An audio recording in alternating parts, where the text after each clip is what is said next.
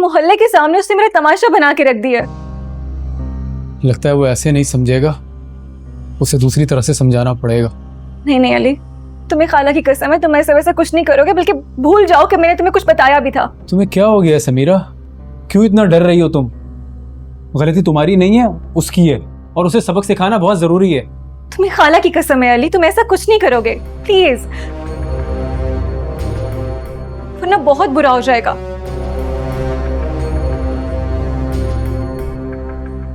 क्या मतलब बुरा होगा? और किसके साथ? सारा के साथ। वो बहुत ही गंदी ज़हनियत का इंसान है, कुछ भी कर सकता है। मैं सब जानता हूँ, और पिछले दिनों मैंने उसे सबक भी सिखाया था। सारा को ले आया था मैं अपने साथ, लेकिन अम्मी ने वापस भेज दिया। क्या इतना सब हो गया? मुझे तो कुछ पता ही नहीं चला।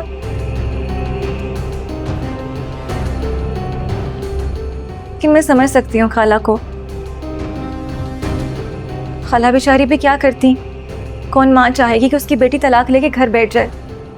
तुम बिल्कुल ठीक कह रही हो समीरा, लेकिन इस्लाम ने औरत को ही हक दिया है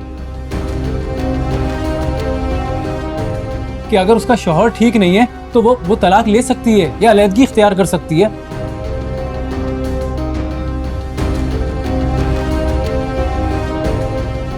अले ये सब किताबी बातें हैं। हमारे माशरे में औरत के लिए तलाक एक गाली है, और तुम तो खुद जानते हो ये बात। मेरे ख्याल से तो खाला का फैसला बिल्कुल ठीक है। समीरा तुम ये कह रही हो? मुझे तो लगता था तुम बहुत ओपन माइंडेड लड़की हो।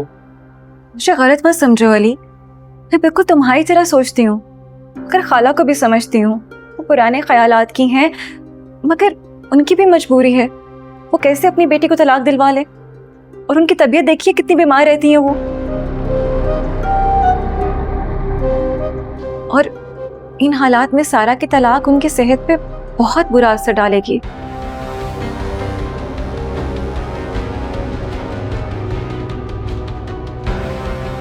मोहल्ले में हम पहले ही बहुत बदनाम हो चुके हैं। लोग मुझे उसके भागने के अभी तक ताने देते हैं, और तुम कह रहे हो कि उसे तलाक दिलवा के घर में बिठा लूं। वैसे अली जो भी है तो वो हमारा बहनों ही ना, और हमारा कोई भी अमल डायरेक्ट खाला की सेहत पे असर डालेगा।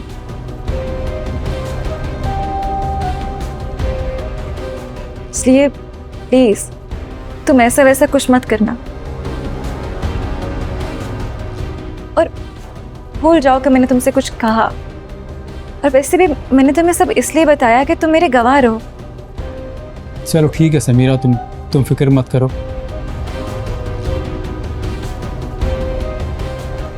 और थैंक यू, तुमने मुझ पर ट्रस्ट किया।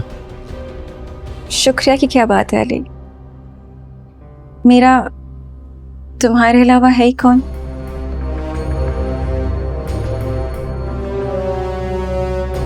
देखिए ड्रामा सीरियल ना तुम जानो ना हम, पीर से जुम्मा रात 7 बजे, सिर्फ ग्रीन एंटरटेनमेंट पर।